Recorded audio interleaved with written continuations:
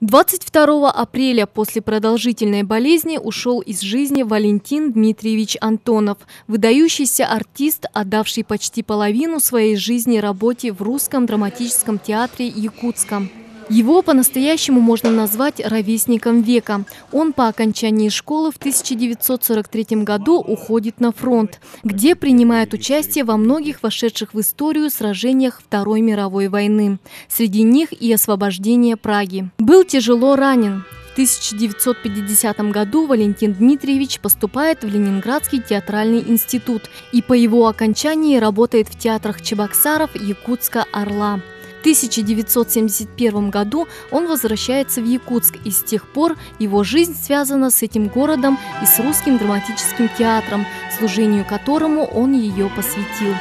И именно здесь его талант раскрылся полностью. По признанию Валентина Дмитриевича, Якутск стал для него второй родиной.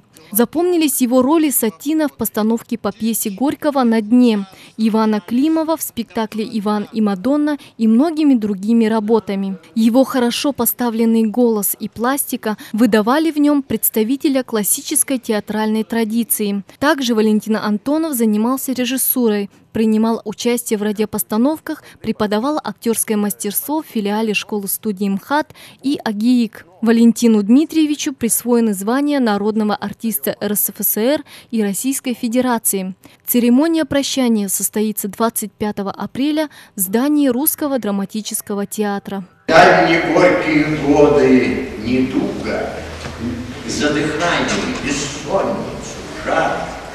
Отныне ребенка и друга и таинственный песенный дар.